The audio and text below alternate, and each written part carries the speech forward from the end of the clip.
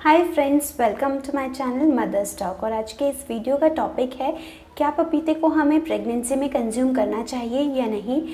इससे क्या क्या फ़ायदे हो सकते हैं और क्या क्या नुकसान हो सकते हैं। तो चलिए शुरू करते हैं ये वीडियो। आप में से बहुत सारे लोगों ने ऐसा सुना होगा कि अगर आप पपीते को प्रेगनेंसी के टाइम में खाओगे तो अबॉर्शन हो सकता है, ये काफ़ी गर्म होता है, इसे नहीं खाना चाहिए। तो आज मैं आपको बताती हूँ कि पपीता जो होता है वो दो तरह का होता है। एक होता है कच्चा पपीता और एक होता है पका हुआ पपीता। पका हुआ पपीता जिसे कि हम राइप पपाया भी बोलते हैं और कच्चे पपीते को हम रॉ पपाया भी बोलते हैं। तो ये दो अलग अलग तरीके के पपीते होते हैं। तो सबसे पहले हम बात कर लेते हैं पके हुए पपीते की, यानी कि राइप पपाया की। तो जो पका हुआ पपीता होता है उसका बाहर से जो स्ट्रक्चर होता है वो कम्प्लीटली येलो कलर का होता है, पूरी तरह से पका हुआ होता है वो। और उसके बहुत सारे फ़ायदे होते हैं, जैसे कि उसमें विटामिन होता है, मैग्नीशियम होता है, पोटेशियम होता है, फॉलिक एसिड होता है, फाइबर्स होते हैं और मिनरल्स भी होते हैं। ये सारी ही चीज़ें जो हैं प्रेगनेंसी के टाइम में बहुत ही ज़्यादा इम्पॉर्टेंट रोल प्ले करती हैं। जैसे कि फॉलिक एसिड हो गया, ये आपके बेबी के डेवलपमेंट में बहुत मदद करती है। आप में से काफ़ी सारे लोगों को पता भी होगा, जो लोग प्रेगनेंसी के दौर से गुजरे हैं उन्हें पता होगा कि हमारे डॉक्टर्स हमें through out the pregnancy folic acid की टैबलेट्स देते हैं खाने के लिए। तो अगर डॉक्टर्स हमें सप्लीमेंट सजेस्ट कर सकते हैं और अगर हम किसी नेचुरल चीज़ से फॉलिक एसिड ले सकते हैं तो हमें क्यों नहीं लेना चाहिए। उसी तरह से पपाया में विटामिन ए, बी और सी भी अवेलेबल होता है। विटामिन्स जो होते हैं वो भी बहुत ज़्यादा इम्पॉर्टेंट होते हैं हमारी बॉडी के लिए। उससे इम्यूनिटी जो है वो बूस्ट होती है, जो कि प्रेगनेंसी में काफ़ी ज़रूरत होती है हमें उन सारी चीज़ों की। तीसरी बात ये कि जो पपाया होता है इसमें फ़ाइबर कंटेंट भी काफ़ी ज़्यादा होता है। होता क्या है, प्रेगनेंसी के टाइम में काफ़ी ज़्यादा कॉन्स्टिपेशन का प्रॉब्लम रहता है कुछ लेडीज़ में। तो अगर आप पपाया को खाते हैं तो उससे आपका कॉन्स्टिपेशन जो है वो मेंटेन रहता है। तो इस तरीके से जो पके हुए पपीते होते हैं उनके ये सारे फ़ायदे होते हैं। तो अगर आप इसे अपनी प्रेगनेंसी में कंज्यूम करते हैं तो इसका कोई हार्म नहीं होता है।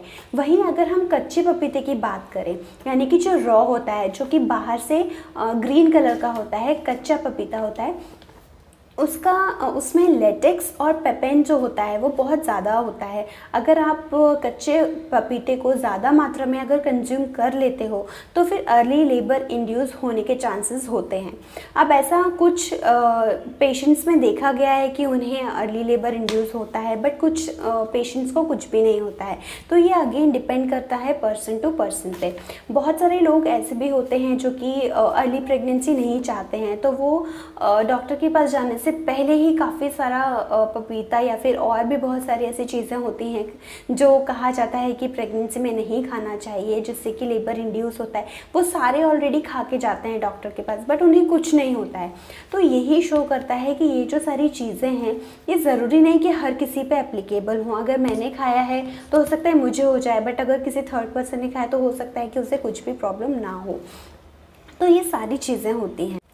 तो इसीलिए अगर आप अपनी प्रेगनेंसी में पपीते को खाना चाहते हैं, अगर आपकी इच्छा होती है, तो आप सिर्फ़ और सिर्फ पका हुआ पपीता ही खाएं, कच्चे पपीते को आप नहीं खाएं। और पके हुए पपीते के जैसे कि मैंने आपको फ़ायदे बताए बहुत सारे हैं, बट कच्चे पपीते से अर्ली लेबर इंड्यूस हो सकता है, प्लस जो एमनियोटिक फ्लूइड का मेम्ब्रेन होता है वो भी ब्रेक हो सकता है। तो ये कुछ एक डिसएडवांटेजेस हैं कच्चे पपीते के, इसलिए मना किया जाता है कि नहीं खाना चाहिए। दो ये कहीं पे प्रूफ नहीं हुआ है, प्लस जो लोग हैं घर में बड़े बूढ़े वो हमें हमेशा बोलते हैं कि नहीं खाना चाहिए। तो अगर आप अवॉइड कर सकते हैं through out your pregnancy 9 months तो आप अवॉइड कीजिए। लेकिन अगर आपको पपीता खाने की बहुत इच्छा होती है, अगर आपका फेवरेट फल है, तो आप 1-2 स्लाइस खा सकते हैं, कुछ भी प्रॉब्लम नहीं होगा एज लॉन्ग एज आप उसे मॉडरेशन में ले रहे हैं। लेकिन कच्चे पपीते को मत लीजिए।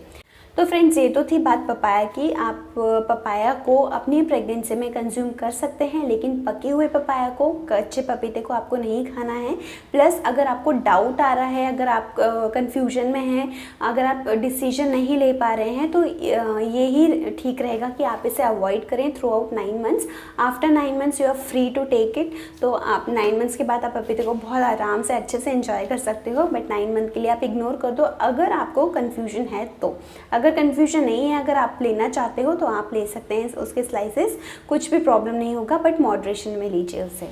तो फ्रेंड्स, ये तो था एक छोटा सा वीडियो ऑन पपाया।